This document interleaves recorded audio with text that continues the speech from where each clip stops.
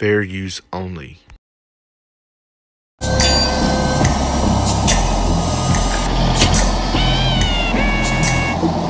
who are you, little fella? Come to show 'em where I am.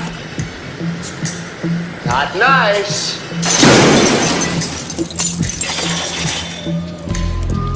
And on the American side, writer, critic, and broadcaster Joe Queenan, and from Saturday Night Live, Mr. Norm Macdonald is with us. So let's get on with the headlines here. We've met everybody. Lowry, let me bring this up to you. Definitely the biggest piece of news in the world this week is this headline right here. Take a look. Yes, She's Madonna now. It's about Madonna having a baby, yes. which to me, with all the sex she's had, law of averages, I would think. So why do people care about this? this? The amazing thing, of course, is that she actually had the baby herself. Surely a woman with that degree of wealth would pay somebody else to look fat for 9 months. I mean, she's had to hide away, hasn't she, for her entire pregnancy, because, you know, most women, their ankles swell a little. This woman's neck swelled. I mean, you know, she looked horrendous. According to there's been much talk, obviously, about the naming of the baby, right. Lourdes, and the Vatican are not terribly happy about that. Did the Vatican actually have a response? Did the Pope come out and go, she did what? I think she should be congratulated on. Who? Madonna should be congratulated on choosing this name, because here's a woman who's spent her entire life, basically, throwing open the door to her boudoir to any sexual pilgrim who happens to be passing. And so she calls her daughter. You know what? For all the talk of that, I don't know one guy who's done her. You know? For all the talk of, oh, Madonna has everybody, me and my friends are sitting around going, hey. But the sad fact is... Where's our turn at the deli counter? The sad fact is the one guy who has done her, as he so sublimely put it, he's been told that she's not interested in him anymore. So this guy's got to live with the fact that he's given birth to perhaps the most famous baby in the current times, you know, in the past few years. Our savior. Well, precisely. Everybody knows that. That's what happens to every man after his wife has a baby. This is no exception. I think we've taken a turn for the bitter. Well, I think most women, after they've had babies, are less interested in their husbands for a while because they're tired, you know, they're worn out. Well, plus they've had like a 6-pound thing go through the birth canal. All right, well, let's move on, shall we? Before this really degrades. Joe, this seems to make perfect sense. Here's the next headline. Handguns outlawed. Now, this is in Britain. They've outlawed handguns. Why can't we ban guns in this country? What's our problem? Guns are part of folklore, you know. Folklore? Yeah, I mean, people have always thought, you know, the founding of the West and everything, and all the lunatics in America really believe that if you have a gun, you can defend yourself against the government if the government comes. So I don't think... But hoop skirts are a part of folklore, and we don't wear those anymore. You make a good point. Norm, would you ban guns if you... No, not in a million years. I got a gun. I own a gun. All right. That's a bit worrying, don't you think? Well, guns, you got to have gun. guns on account of, what if another character has a gun, you don't have a gun? Now, that's an interesting point. Guns really are horrible, and they should be banned in all countries. You shouldn't have one. Oh, I would love it if I was the only guy to have one, to tell you the truth. Looks like Norm would be getting a lot of free lunches with that one. You see, it's called the right to bear arms, isn't it? Isn't that supposedly we have a constitutional right, yes. constitutional precept of the right to bear arms? But actually, it's the right to kill people. I mean, it's so simple. That's what a gun does. I think you're just bitter because our right that we had got us our country. I mean, let's face facts. If we didn't have guns 220 years ago, you guys would still be taxing the tea. But we had a couple of, you know, we had a couple of rifles. We marched down. You guys wanted to walk in single file. I don't know why you did that, but you did. And if we hadn't taught you how to use the guns in the first place, then you wouldn't have been able to. Oh yeah, like Geronimo didn't teach us how to shoot straighter than Lord Cornwallis. All right. Felix, we got some more headlines going here. Have you had one of these in England? Million Man March in England. Are there a million black guys in England to have a march? Or do they have like 100,000? I think actually there's about 5 of us. Oh my God. Things are pretty depleted right now, what with me being over here. The way it was perceived, certainly by the majority of people in Britain, was actually a little bit distorted, because I think there was this notion that it was some kind of anti-Semitic initiative, and that Farrakhan is viewed in that way. Now, I don't know enough about what he's been saying recently. No, I think he loves Jews. I've seen him. Yeah, in fact, the other day he had a bagel with a schmear. The guy loves the Jews. Now, I think it's stupid for minority groups, Jews and blacks, to, like, not get on because, hey, we all know about persecution. I stayed indoors that day. You know, I just try to stay out of the way when these seminal events occur that can't do me any good. See, I'm Irish-American, and the great thing about being Irish is that you can claim to be a minority, but you still control the police department. So you don't have to worry about anything. Let's go. Finally, Norm, this looks like the election has finally got exciting as Bob Dole got dirty. Gloves are off. What took Bob Dole so long to get nasty in the campaign? It took him a long time to get his gloves off because of his one arm that doesn't work. So he's like, oh, can you help me with my gloves? Coming off here. Very well. I feel shame and yet delight. That man lost that arm at the Battle of Anzio fighting the Nazis, and you make fun of him like that. No, I love Dole. I vote for Dole. He's the best man, you know. Norm, I hate to say this, and I know this to bring this up, but I don't think Canadians can vote in our elections. We appreciate your support and your enthusiasm. I'll tell you, I can't vote in the election, but I can pay the huge taxes to Clinton. Yeah, it's a beautiful country. All right. Do you believe Dole has gotten nasty too late? Have you seen Dole get nasty? This man is not capable of getting nasty. From the perspective of all the way across the Atlantic, you know, he just appears to be this doddery old guy who falls off the edge of stages occasionally. And that is largely what we're seeing. You see, Dole has got a bad image problem in Britain, really, because Dole means unemployment benefit in Britain. Yes. So it's like, hey, I'm going to really sort the economy out. My name's Mr. Unemployment Benefit. You know? Doesn't compute. I think Dole didn't go on the attack as much as he could have because there's scandal after scandal after scandal with this Clinton character, you know. Yeah. And I was reading one this morning. They said Clinton, apparently back when he was governor of Arkansas, you know, back then, he got real drunk one night and apparently had sex with Hillary. Well, let's see what all this negative stuff is about. They say Dole has gone negative, and in Britain, apparently, a picture of Tony Blair with red eyes caused a major controversy. But in America, viewers have been exposed to $450 million worth of political ads, 90% of which are negative. So are we just mean people?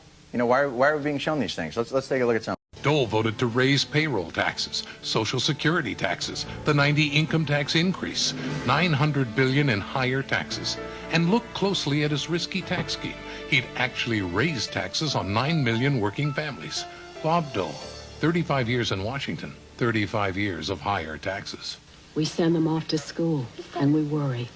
Teenage drug use has doubled since 1992. And Bill Clinton, he cut the White House drug office 83%. His own Surgeon General even considered legalizing drugs. And in front of our children on MTV, the president himself. If you had to do over again, would you inhale? Sure, if I could. I tried before. Bill Clinton, he just doesn't get it. But we do. They say American people hate negative advertising, but yet it's shown to work. So what's the... I can't believe people think that that's particularly negative. That's not negative. When Andrew Jackson was president in the 1830s, they said that he was a bigamist. They said that he murdered a minister. That he went to his deathbed convinced that the critics had killed his wife because of these accusations. We don't have anything like this. Grover Cleveland was accused of having an illegitimate child, which he had.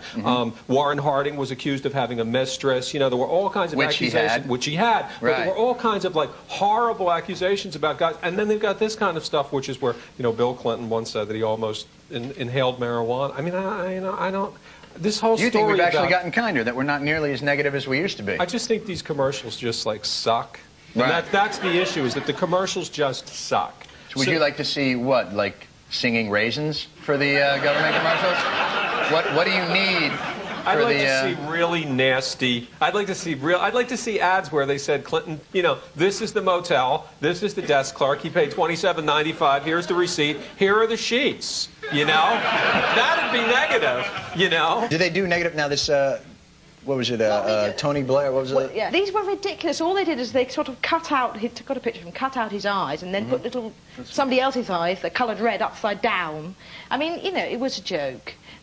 What I would like to see is a bit more... But there was an outcry, am I right? There was an outcry against negative advertising. So will negative advertising never come Britain's way? Well, we already have negative advertising, but obviously it is more muted. But simply that's because there isn't the money in Britain to engage in the vast amounts of advertising that you have here. But we also happen to have much better advertising for other products. Our ads are far better than yours. I mean, but our products are far better than yours. No. You know, like we've got cars.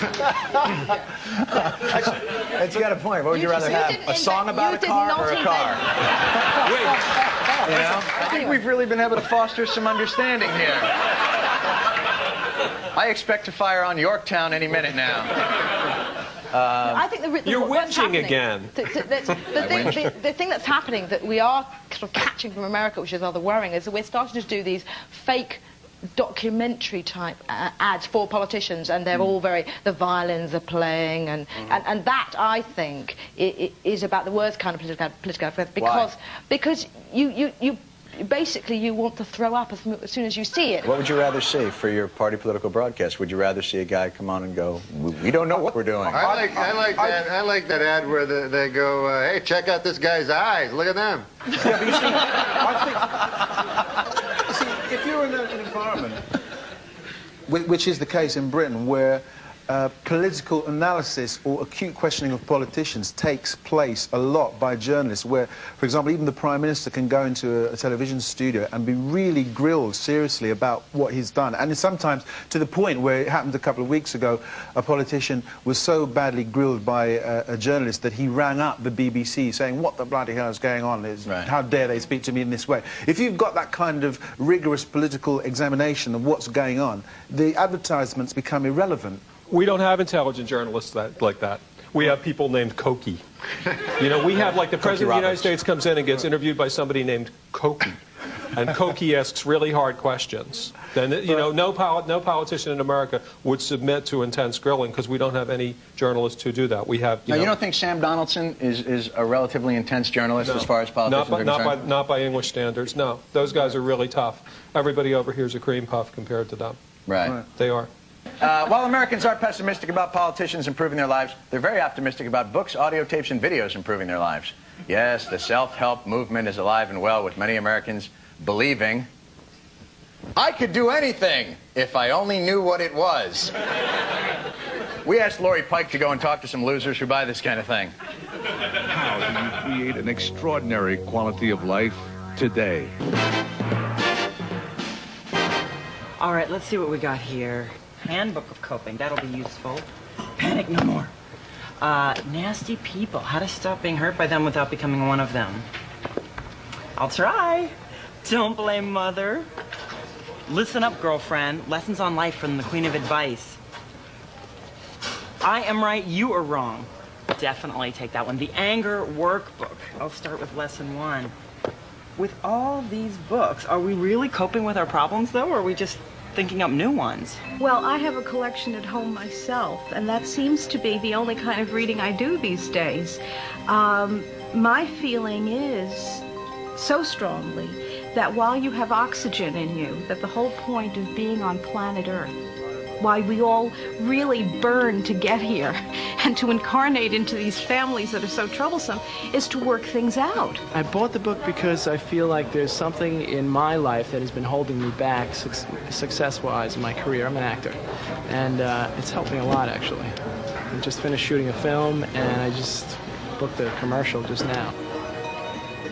People collectively again are saying, you know what, I am entitled to a healthier, more fulfilling life. I am entitled to love. I want to have a career.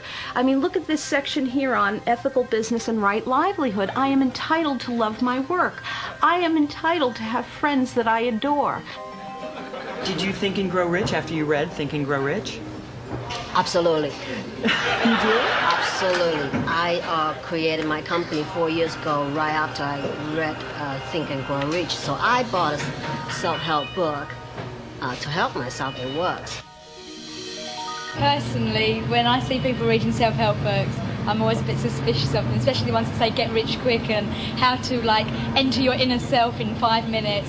Earth is an anagram for heart, E-A-R-T-H, and heart being H-E-A-R-T. Everyone on Earth is working on their heart chakra center. What is the #1 killer? Heart disease? I'd like to see more of self-help. I'd like to see more security in the bookstores. That's what I'd like to say. I really think that 30% of the people in any society are jerks. And you just want to try to keep that potential down, that number down. 30% of the people... 30%. Obviously, Nazi Germany had a higher percentage. Right. But 30% of the people in any society are jerks. And as long as it doesn't go above 30%, that's okay. So people reading these books are jerks. So don't worry about it. If it gets up to like 50, 60%... So these books are not helpful. They're not making us So happy. they don't have any effect on really cool people like us who have our lives totally together. So that means like one of us is probably a jerk. Although these books are starting to sell in Britain now, the one about women are from Venus, men are from Mars is doing very well. Which, by the way, is not true.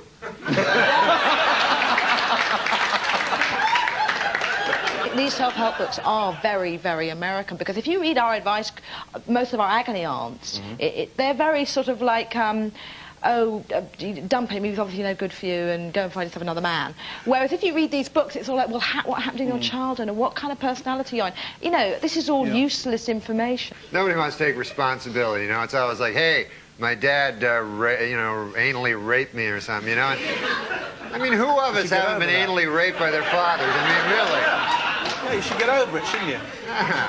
American self-help books are all about getting rich, and because English people have such lower expectations, like you don't have books like How to Get Rich in a Year, it's like How to Get 5 quid ahead by Thursday, you know, How to Win 7 pounds in the lottery. It's actually... How to save 40 pence on that next sandwich. You see, actually, in Britain, the notion of self-help, it's not like, hey, all this stuff about finding your inner self and all that. It's things like, hey, you know, I really want to learn to make really good mayonnaise or something, or it's pragmatic. You're saying you're pragmatic. Or grow nice turnips, or great big cucumbers, you know, something that's useful, you see. There's a whole notion that... Well, do you think it's the context of the society, in that we've had it so easy here in America that we've had a chance to become this self-involved, whereas, let's say, for instance, Britain, or, for instance, Japan, where they had an atomic bomb dropped on their heads. If you have an atomic bomb dropped on your head, it's hard after that to go, well, I'm afraid to love. You know. I was surprised to see on the film that there were men buying these books, because certainly in Britain you'd never get a guy buying any of those books. In England, you're encouraged to be emotional about very little, or to express emotions about very little. One of the things you can be emotional about is sport, occasionally, football particularly, or animals. You know, you can get excited or emotionally in touch with that. Right. Perhaps I said the wrong thing when I said excited with animals. I didn't mean that. But you can get emotional about them. You could be talking to yourself in the street and, like, going to the toilet in your trousers and, you know, kind of totally insane. And everyone goes, oh, well, yeah, High Court judge, you know, fine, you know. But if you're sort of even mildly thinking about going to therapy, oh, well, you're a nutter. You're a complete nutter. So there's a strange imbalance. There's almost like a prejudice against it. Because self-help, in essence, you wouldn't need a book, would you? I'll tell you a good self-help book. Yeah? Holy Bible. Worked for me. Norm, I know you. I know you've never seen the Bible. I've seen the Bible, those hotel rooms you can See, that's an interesting point, though. If you're not in therapy and you're not taking drugs, where are you going to go to ease your pain? Perhaps the church. Unlike in Britain, religion in America, big business and growing. So if you need a few tips, here's how the church is aggressively wooing new customers. World Reach. It's about preaching the gospel. It's about producing television specials. It's about providing hope through Operation Blessing. But mostly, World Reach is about Jesus. Father, in the precious holy name of Jesus, we pray right now that your power will come into the lives of people who are watching this program. All it takes is just 65 cents a day, $20 a month, because Jesus is the answer. Touch their bodies, heal them in Jesus' name. Restore that skin to normal. In the name of Jesus, receive an answer to your prayer. Terry, do you have something? You suffered for a long time from a ringing in your ears that's very annoying, and God is releasing that for you right now. Seeing what appeared to be a golden opportunity to share the gospel with a fairly captive audience, Pastor Perry Harrison started using the church's loudspeaker to expose the students to Christian music. The Lord right now is setting you free from that terrible pressure in your head. In America, we're spoiled. And we have everything in abundance. But here, they don't have anything. And the most we can give them is hope in Jesus. Now, if you prayed with me, it's the most important prayer you ever prayed. I want you to do something about it. I want you to call us. Tell us you prayed. For those who contribute, we have something called Jesus is the Answer. We also believe in the Great Pumpkin and the Tooth Fairy. Well. Norm. Yeah. In the United States, religion, big boom in business now. Are we just a pure and moral people? Is that the situation here in America? I don't know. You know, like you always hear people saying they're Christians, and then they don't read the Bible. It's insane. Well, they say 90% of people have a Bible. Have a Bible, but you figure you read it. You know, like, I mean, they get the Bible, and it's supposed to be the Word of God, and they go, yeah, I'm going to get to that. I'm reading this Grisham thing first, and then I'll get to the God thing after, you know. God, he wrote a book, too. Is religion in decline in Britain? Is it, because here it's obviously booming. I can't tell you how stunned I am by the fact that you even have that on your TV. What do you mean? Jesus is a competitive business in this country. You got to have a band and a good choir or people don't show. It's not enough to, you know, cure pleurisy. You got to have good music in there. Is it just... Go on. Go on. You see, this is English. You see, no, go ahead. It's so polite, I'm moving on.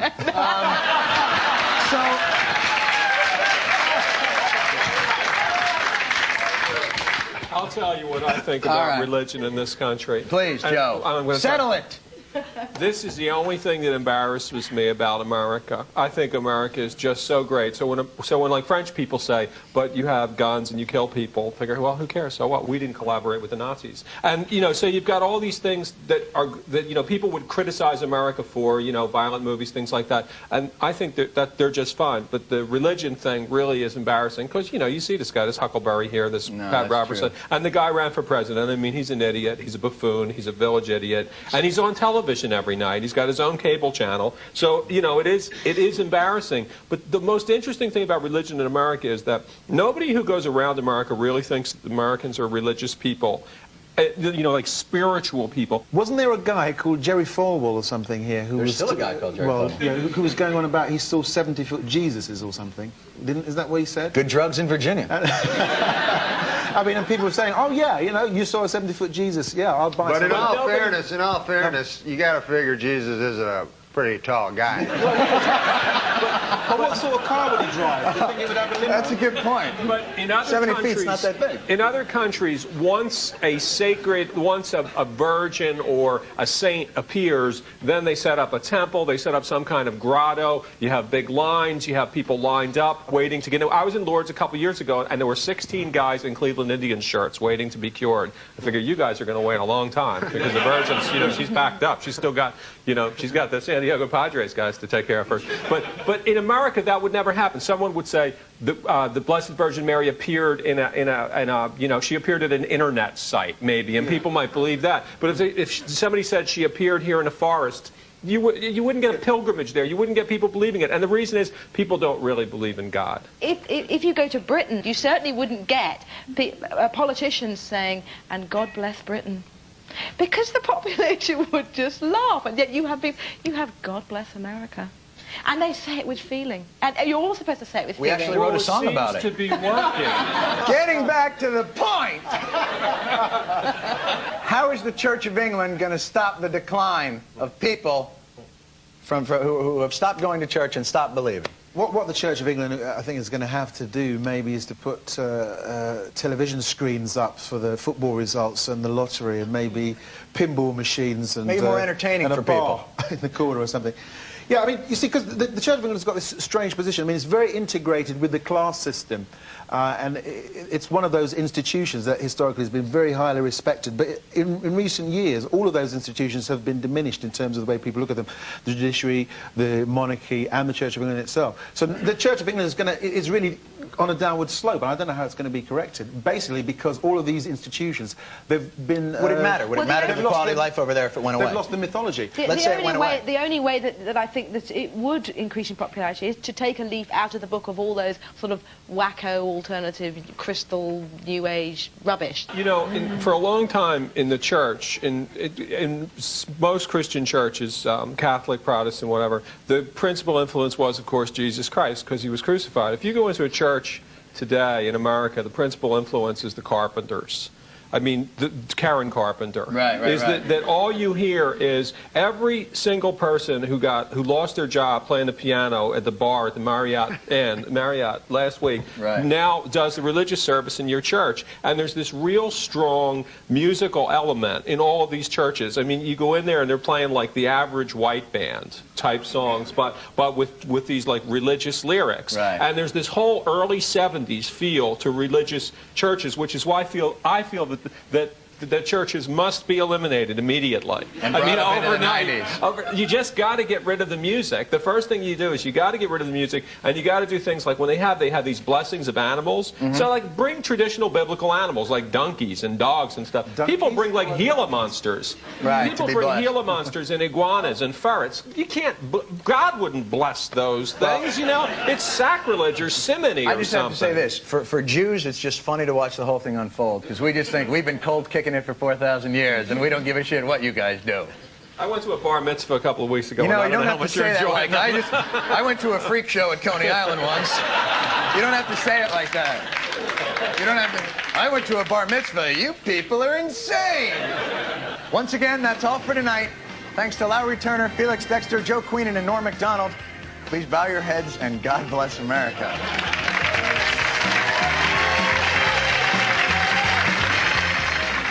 And there'll be more burning issues from both sides of the Atlantic in 2 weeks' time.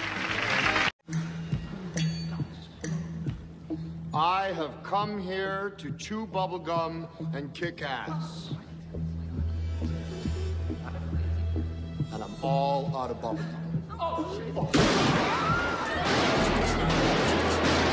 Thank you for watching Hidden Hand. Let me know what you think below. One love, one vibration.